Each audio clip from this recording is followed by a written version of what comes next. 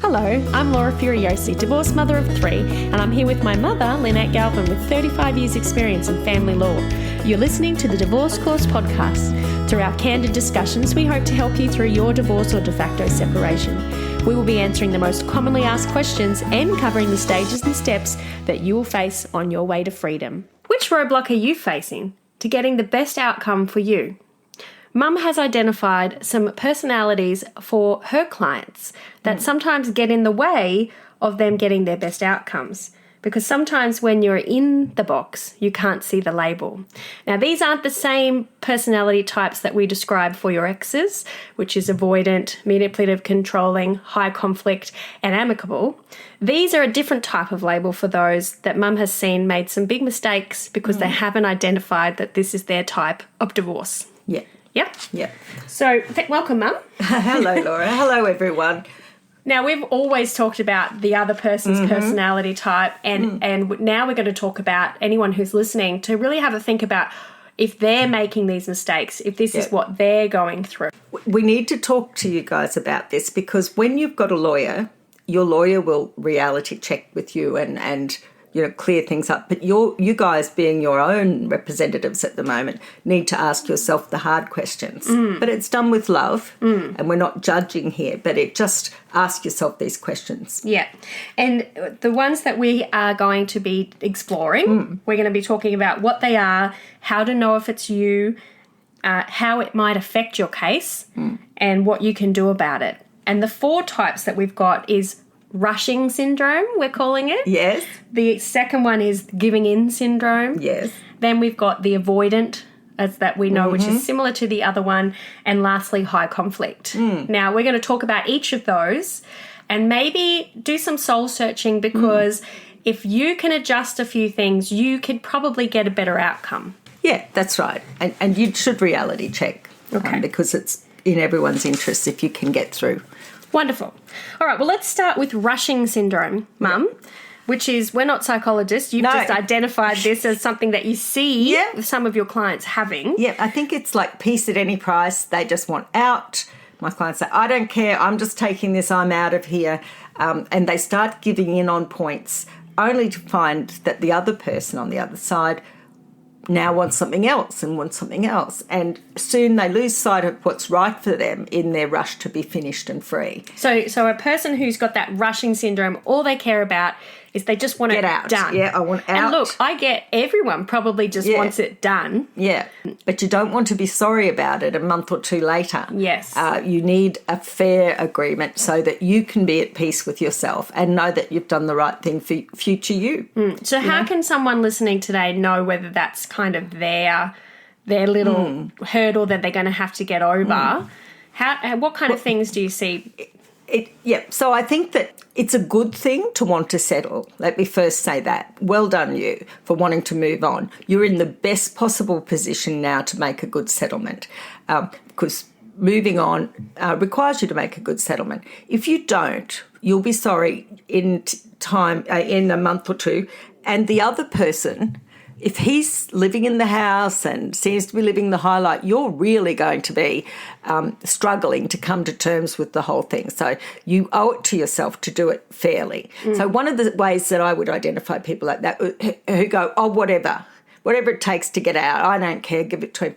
If you've got anyone advising you that it's not fair, or if you've done our course and you know it's not fair, it's very, okay if it's just going to be the cost of your legal fees and you don't want the uncertainty and the delay and you don't want the stress of a trial and you know exactly what you're giving up. But just do a little double check and make sure that you are going to be able to live with it. So I get red flags. I see red flags when my clients go, look, whatever. And you go, no, well, hang on a minute. No. Or where some people we've had in our webinars where they've said, well, actually, my ex I've just said, write up whatever and let's just sort it out and I'll sign whatever you give me. Which is fine if there's not much at stake. Yes. But usually there's a little trap in there. So to the rushing women, I'd say at least go and talk to a lawyer or men. But, go and see a lawyer to get advice on whether the deal is so bad for you that you're going to be sorry. And I always say, if you're giving up something for the sake of peace, at least know what it is exactly that you are giving up, and you can make a considered decision. And don't just dash off an email within an hour of receiving something from them. Do take time to think of it overnight. Take as much time as you would take to, say, buy a new car. Yes, because it's your rest of your life, but financially and maybe the children's. Yep. So if someone sends you a consent order to sign and you sign it and send it straight back and not done a walkthrough in your head, seen a lawyer, got some sort of understanding of how it's going to affect you, and maybe pretended to talk to yourself in 5 years, how much money are you making? Are you still able to live the way you were living before? If you haven't done those reality checks and you rush it, it's really hard to undo, isn't it? Yeah, and it's pretty hard to undo. Okay. Yeah. And you can't just say to a judge, I just wasn't in the right headspace. Well, no, good luck with that. You really can't. So the court's emphasis is on settling. So your job to protect yourself is to do this soul searching. Write it down. Even do pros and cons. Write down a list. But like I say, at least as much time as you'd spend looking at a new car or a caravan, or half as much time as you'd spend buying a house. Well, look, there are a lot of people out there who are impulse buyers.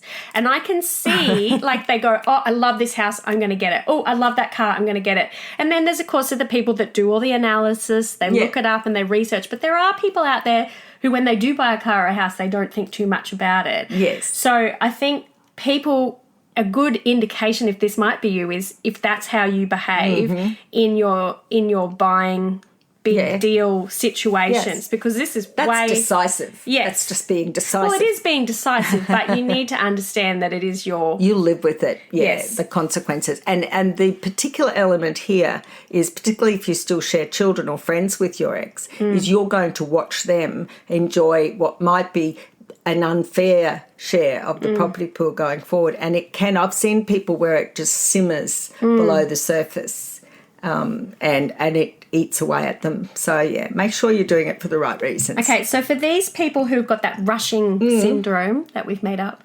can they, in a mediation, where do you see that happening in mediation? What kind of boo-boos do people make? You can get very caught up in the mediation process, and I love that. I love the dynamic of a good mediation where there's a real mindset and both people come together.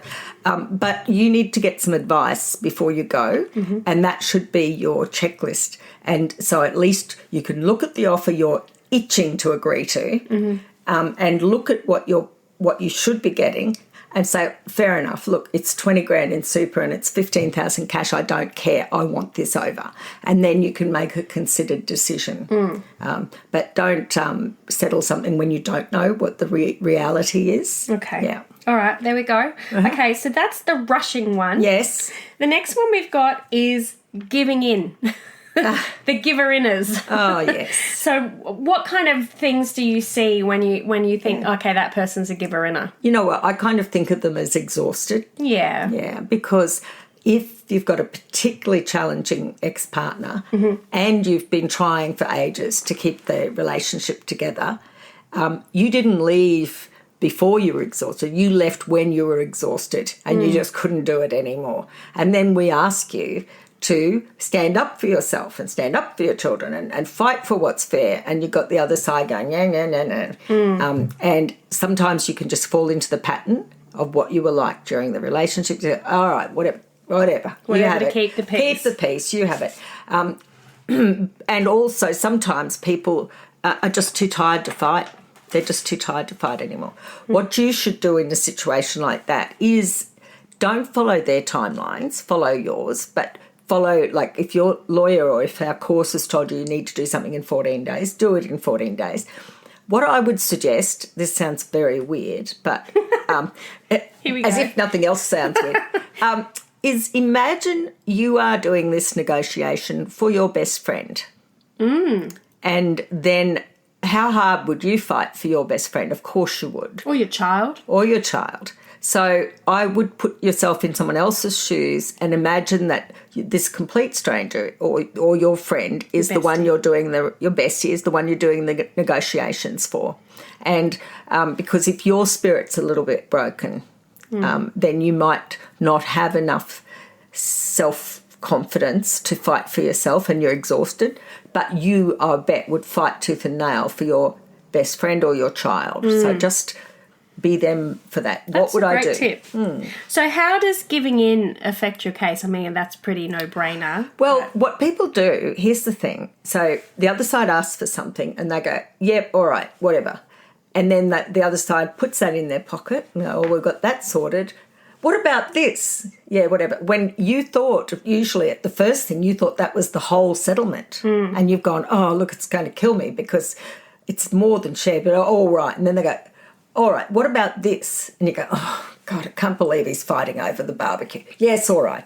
And what happens is you give in, and you still don't get to an end. If there's something that the other person wants, if they've got, I don't know, the barbecue, or if they've got their music collection that's still in your house, or whatever you've got that they want, don't give it to them straight away. Make it a bundle, you know. When it's all settled, then they can have all of this. And that way you don't lose your bargaining power. I guess it's like with the child, if they go, can I have this, Mum? At the shops, and you go, yeah, sure. And then they go, can you have this, Mum? And you're like, I don't want a tantrum, so sure. And then they go, can I have this and this and this and this? And then you get to a point where you're like, whoa, I should have said, just whoa up. I'll get you something at the end of the trip. And only if you're good. And only if you're good. So I guess it's a kind of similar analogy. Yes. It's just giving in to keep the peace does kind of bite in the bum. There's no end to it. At the end. It's like, to use another analogy, yours wasn't lame, but this one is, but if you're on a tug of war with a rope, every step that you concede to the other side means they're a step closer to getting everything they want and you're a step closer to losing everything. So, you know, you've got to stand up for yourself and like I said, just don't give in. Again, maybe put yourself in the shoes of someone else, but be smart. Like it's a business deal. Imagine it's like buying a car off somebody. Well, I guess a good exercise for those people who just want to give in to everything is to sit down and write an example of what their future will look like, what their house will look like, what their car's going to look like, where they're going to be working, or what their kids' school will be like, or what they do on the weekends, how much money they get to spend as your excess, and then work backwards from there. So every time you feel like giving in, go look at your ideal lifestyle and your ideal future and go, if I say yes and give in, am I okay to change this lifestyle? And it won't just be what you've given in, it might be the cost of litigation because they haven't got enough incentive to settle. Yes. Yeah, I think that's a really good point to do that. And, you know, a lot of people are a bit bonded with their house. You might have renovated it, you've lived there, your kids have come home from hospital there, whatever, and people are very tied to their sense of place. Sometimes a person can't see past that. Sometimes a person will give up everything to be able to keep their home, or they can't see keeping their home is a possibility, and so they're just giving up. What you need to do then is go out on weekends and go and look at a couple of open houses. And speak to an accountant, a financial advisor. Real estate. I've never walked into a display home without thinking, you know, and our houses are quite nice and comfortable, and no one lives like a display house does. Yeah. But it will make you see, okay, there are other options. Yes. Maybe it's just a townhouse, but there's other options. And that will just give some context to future you. And like Laura said, write those things down. Remind yourself before you do give in to anything. And you might, I mean, you can't settle on what you need. You can't make that your criteria, but you can make sure that you don't give away what you need just for the, you know, if you're legally entitled to it, don't go giving that last 20 grand away or whatever it is, and then lose your opportunity to buy a house or whatever. Yeah. Totally. Okay, so that's rushing. Yes. And giving in. Giving in, yep. Now, this is a hard one, but we're going to do it. Yep. And it's high conflict. Yep. Now, these people might not realise it. Like we said, you're in the box, the label's on. You can't see the label because you're in it. So, Mum, you were saying when we were coming up with these, we were talking about how she doesn't blame you. No. There's no blame here. Oh, no. Because usually the people who are high conflict... Yeah, they're coming out of a DV, usually a situation where they haven't stood up for themselves throughout the relationship. And there's been a lot of bossing around by the other person. And then they come to see me, and the first thing they say is, oh, you know, this person's so clever, I want to do whatever they say. They'll run rings around. And then as you escaped... as the time, I guess, goes on, you go, well, excuse me, who does that person think they are telling me what to do? And that's a really good position to bargain from. But unfortunately, part of the response seems to be that you then go a little beyond that, where anything they say you take as a continued assault on your independence and your person, and you just don't want to say yes to anything. Well, you were describing it as the DB pendulum, where you start off just putting up with everything and not saying anything, and then once you get out, it swings the complete opposite way, and you're just not having any of it. That's right. No matter what. Yep. So how does that mindset, which is not the person's fault if they've gone through DB, how does that affect their case and their outcomes? It can affect their case because people don't want to settle then. And what's irritating is sometimes the lawyer that a perpetrator of DB will engage writes sort of kind of tone-deaf letters full of you must and we require and all of this, which feels so bossy to a person who's just escaped from DV. Hang on a minute, now he's doing it through his lawyers. So I want people to know that's usually just his lawyers. Most lawyers probably, we're not trained as psychologists and not very good perhaps with personalities. Well, I haven't met a lawyer yet that's particularly great with personalities. No offence, Mum. But no, and that was a lovely podcast and would like to sign off for the series. What I mean is a really good lawyer who's really good at their job is probably really good at that and not so good at the psychological side of things. You are a wonderful lawyer. She's got to dig herself out of that now.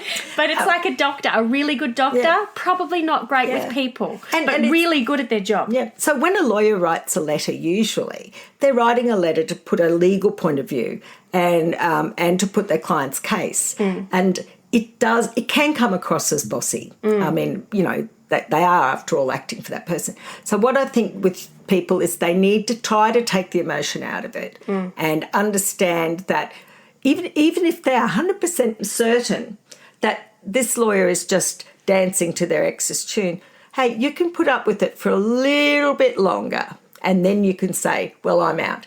But whatever, you need to just keep a lid on it. That pendulum, as it swings at the midpoint, is the perfect spot to settle. That's where most people have a response. And you need to try to dial it back to that, get some counselling. See, if you've got a lawyer, they'll do this hard talking to you. Yes. And they'll remind you. If it's a good lawyer. Yeah. I'm not at all sure about that comment. You're paying for lunch. So one of the things you said when we were planning this was that it's important for anyone who's listening to realise sometimes it's not a demand that's unique to you. Sometimes it's just a demand that's legally required. And you might be like, how dare they want to see my bank statements for the last 2 years? This is outrageous. But when it really comes down to it, it's just it's standard actually procedure. Entitled. That's right. Or subpoenaing psychology notes. Like that might really rile you up, but it is sometimes standard procedure. Don't take it personally. Yep. Do you find lawyers sometimes push the other client a little bit harder to do things as well? Like sometimes the lawyers take over control as opposed to the client. You could find us on Instagram, Facebook and TikTok. We're there waiting for you right now. If you want to get more out of the Divorce Course, all you have to do is go to the Divorce Course podcast at Facebook or TikTok or the Divorce Course on Instagram. There we share bite-sized pieces of information and bite-sized inspiration and motivation to help you through this difficult time. Come and join our community and let us know you've joined. We'd love to see you there. Do you find lawyers sometimes push the other client a little bit harder to do things as well? Like sometimes the lawyers take over control as opposed to the clients? They do. I see that a lot. I think I see that a lot. Yeah. I think I see that a lot where the reality my clients observed is completely at odds with what the letters are that come from the lawyers, and sometimes in those cases you think maybe if the lawyers got out of the road, they'd settle things. So it affects your case, Mum, because you don't want to be seen as the problem. Well, the trouble with this is all of these comments, like when you write back and that, or email back and with your excuse me and a little bit over the top response to what you see as the continuation of the abuse, well, that's all documented and can get attached to an affidavit, read out in court, you can be asked about it. all the stuff that happened in the marriage, the year or the relationship, the years or months of awful bossing around and coercive control that you've endured is not documented anywhere. So it's kind of like the court, if you go to court, comes in halfway through the story and they don't see what they've done. They only see you reacting. Yes. And so you have to try and keep a lid on it. And yeah, like I do say to my clients, look, you've put up with it for a long time. Just do it a little bit, grit your teeth, do it for a little bit longer, and then you're out. So things that you can do, I guess, is have a soul search. Why are you being so combative? Is if it is because of, you've been through a relationship and you just don't want to take it anymore, then come up with some ways to deal with it. Figure out what wordings and things that trigger you. And so if you do see it pop up in a letter or if said to you in an email, have a process, go away, go for a walk, take 2 days before you respond. Put some steps into place to take the heat out of your reactions. And have a look at the Act. If you haven't got a lawyer, have a look at the Family Law Act and you'll see sometimes the words that grate on you are actually in the legislation and the lawyers are just using. And remember, lawyers use precedents, so they probably write that to everybody, but because of where you're coming from, you might see that as a personal assault. Well, that's a good point. Some people have been noticing that, they'll get a court order that has like a potential, like their proposed orders, and it's got something about costs in there. Yes. And then that... Yes. And then it's just usually a precedent, isn't it? That's just everyone. Yeah, everyone asks for costs. But then if you're reading personal. It feels like, how dare they want to have costs against me? But it's just in there. And you can panic. You can panic, yes. So really, like Mum said, maybe educate yourself, listen to this podcast more, do our course, figure out what is normal and what not to get upset about. And if you are high conflict and you've soul searched and there's absolutely no reason why, I mean, getting divorced and maybe they cheated on you or maybe something happened or they left you. So there's lots of reasons why you can be super angry, but you're going to have to have a hard talk to yourself. Yeah. And get because it's going to get in your way. Yeah. Get a fierce sister. Yeah. So a little bit of work on yourself to save yourself being named and shamed as the baddie and also getting not the outcome that you want. Yeah, okay, yeah, I agree with you. Okay. Someone will tell you the truth if you ask a close friend. Yes. You don't want the ones who go, no, you're amazing. Yes. You need to ask that friend that you go, I've been a bit grumpy, haven't I? Am I unreasonable? And they go, yeah.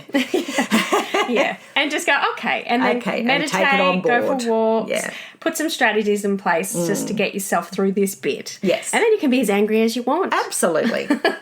Okay, the last one that we've noticed, and it is the avoidant. Yeah. So you can be avoidant yourself, right? And you've also called it it's like procrastinating. It is. It's just like procrastination. Yeah. It's a yucky task, right? Yes. To answer a letter or to get a valuation or deal with this whole separation thing. But like I used to be a world-class procrastinator. I reckoned I could have run a course on it at uni. But you got your degree with 3 small children. I don't think so, Mum. I think you did all right. I think you did all right. Thank you. Yeah. But I'm over it now, and I'm happy to say I don't procrastinate now. And one of the things that I realised was the stuff I was putting off, like the yucky job. I always thought it was going to take longer than it actually did, and it was going to be harder than it actually was. And when you just do it, you think, 30 minutes or 40, that didn't take that long. But you worried about it because you haven't been doing it for ages. So it just built it up and much more painful for you than it should have been. It's kind of like ripping a Band-Aid off one hair at a time if you don't face your stuff. So try to face it. It might be the house. It might be the idea you're grieving maybe. So ask yourself, am I just afraid of the outcome? Is that why I'm not doing it? Am I emotional? Is that why I'm not doing it? Or am I afraid of change? Is that why I'm not doing it? Or if I do it, does that acknowledge the marriage is actually over, the relationship's finished? As soon as I answer and take a step down that path, then all hope is gone. So a lot of that is accepting what's going to happen. Sometimes it's the house. And the fear of that outcome, like you said, probably is worse than what the reality is going to be. So go and find out where you stand. People are often surprised. Don't ask Tracy from the lunchroom or, one of your friends who's been through it. They don't know. Every case is different. So don't listen to those horror stories. Go and find a lawyer. who you can give your whole information. Our course sets out how you can work it out, and I'm always impressed by how close they are to the actual percentage I think a judge would give. There's a 10% usually variation depending on, I guess, the state of the judge's liver and how the evidence appears on the day. But, yeah, so that will help you. The reality, once you know what it is, you can deal. Yes. You know, and like I said, if it's the house and you probably can't afford to keep the house and you don't want to move because of that, you don't want to do stuff because of that, go out and have a look at a few open homes. Imagine how your house is going to look if you could have everything done in your favourite colour because you're not pandering to your partner. That's right. and minimalism. Yeah. It's all your furniture's really just second-hand. Yeah. So just embrace the change. So I think a lot of the people who are avoidant, and we've had some members who are, have found it really helpful with our baby steps to your new future module, where we literally take you step by step.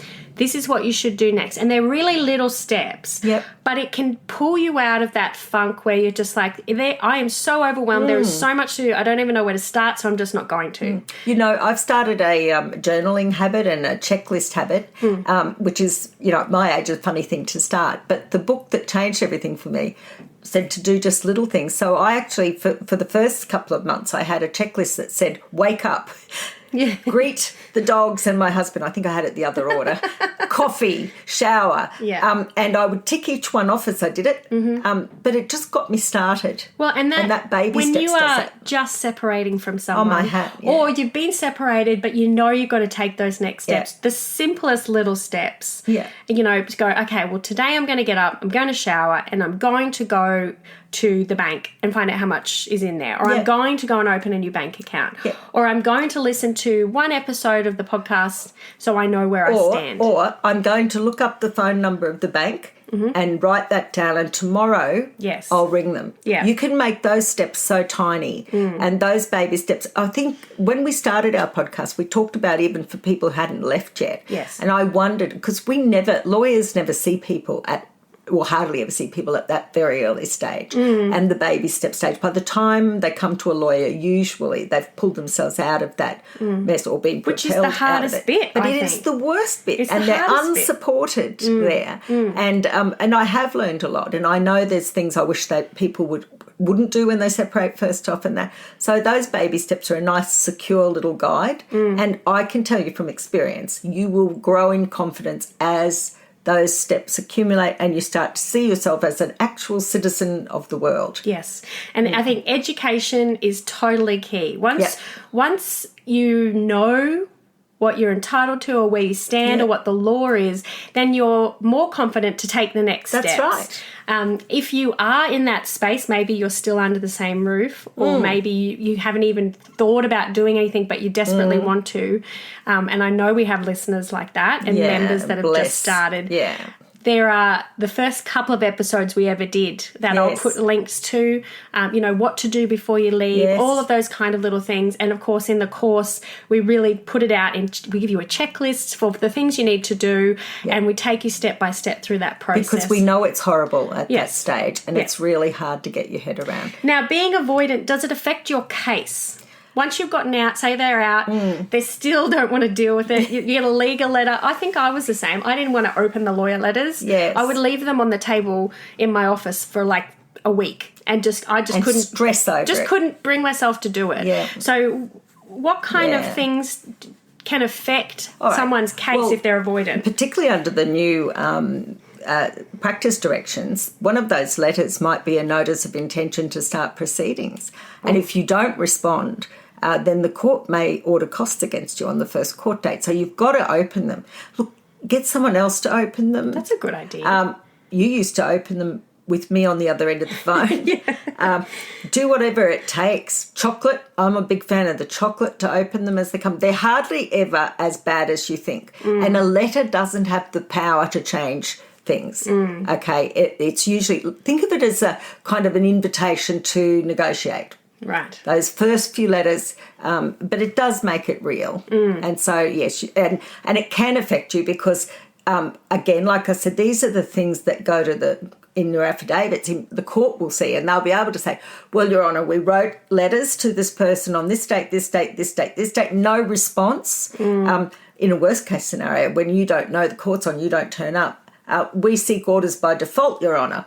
And the judge will go, well, they've been notified because there's no test to see if you've opened your mail. Yes. So it can affect you. Find someone you trust to help you get through it. I mean, you know, a lot of our listeners are women. A lot of our listeners have had surgeries or babies or whatever. There's only one way through this. Yeah. You just got to do it. Yeah. When you sit there with the giant belly with the baby in it and then you go, I don't want to do this anymore. There's no way out. It's not an option. No. I mean, you can't. And like you've said, we've done an episode called How to Divorce a Statue, which is like an avoidant, what to do if your ex doesn't respond at all. You should listen to that. You should listen to that if you're avoidant, because they can do the whole process without you. And that's not just divorce. The whole court system over the years, right, from 1975, that's, gosh, ages ago. Ages ago. But there isn't anything that hasn't been done before, right? And there are many people who don't get involved, but the court has processes to do it without your involvement. So if you don't participate in the process and try to look after yourself in the process, it will be done against you and probably not as good an outcome. So you owe it to yourself to get involved. And if you do open those letters, it'll probably give you, it has to give you the opportunity to mediate. So you go to mediation. And you'll sort it out there. So it's not as bad as you think these days. But yeah, and you're right, Mum. Now that they've got that 14-day letter to respond, it's a biggie. Or you go to court, so you really do need to read that. Get a mate. If you can't bring yourself to do it, get somebody to do it for you. Get your mum to read it. Get your dad to read it. Not your kids. But try and make sure that you push yourself through and get the emotional support, psychological support that you need. Psychologist. Get a health plan. It's not going to go against you. Go see a doctor if you feel like you're in a depression. Listen to our episode on mental health. Yes. And it doesn't affect your case. If you have some mental health issues and you go and get support, the court looks at that as a good thing. But if you don't get support, well, the then court that looks at it can as be a bad negative. thing. Yes. So definitely try and make sure you're taking care of yourself, which it's literally like asking someone to walk through fire, but at the same time, make sure you're fine. Yes. So we get it, but you got to do it. And it's if you're pregnant or if you're getting divorced, you do have to take those steps. And in the end, it's going to feel so good to get to an outcome. You can worry about this stuff for years. People used to. But I like that in a way we can force the process to happen because both sides are often relieved. Yes. Not just the person pushing, but also the avoidant person because what they were anticipating isn't half as bad as what actually happened. So if you are rushing to get everything done, or you're completely not doing anything and you've got your head in the sand, or you're giving into everything because you just can't be bothered, or if you are fighting everything because you are livid at what you've had to deal with for most of your life, and you're not taking any more time with it, these roadblocks can affect your case. And you need to be making sure that as you go through making these big life decisions, that you are making the right decisions based on your future, not based on your current state. And you might have to find that unicorn of a lawyer who understands personalities. Yes. I'll deal with you later, Laura. Yeah. Well, maybe, if you do have a lawyer, you say, hey, I'm really having trouble opening letters from you or them. I get nervous. Can we make a deal that you send me a letter only once a week? Well, I used to, with people that are very traumatised, I used to put in instead of in the email title, instead of your family law matter, or worse, putting their ex-partner's name there. Yeah, that's the last thing you want to see. No. So I do it's a bit unorthodox, but I go, good news. Yeah. And when it is, or your valuations are in. Yes. Just so that gives them that little bit of a push to be and they go, okay, that's all it's about. Because the worst thing is when your lawyer rings you, you're like, oh my gosh, my lawyer's ringing me. What's wrong? I don't want to. Yes, I know. I've had people say to me, my heart sinks every time I see your number on my phone. I think, oh my goodness. Oh, Ma. So, okay, and I know we always talk about the other person's personality. Yeah, but you do need to look at yours, and these can really affect your case and your progression, and the sooner you get it sorted without rushing, the better for everybody and yourself. So I know this episode was a little wishy-washy, but I think it really does It's a truth. plug into every part of every step of the legal process, whether you're negotiating outside of court or whether you're about to go into court or whether you're going to mediation. Have a think, does one of these apply to me and how can I change it? And if you don't think any of them do, ask a friend.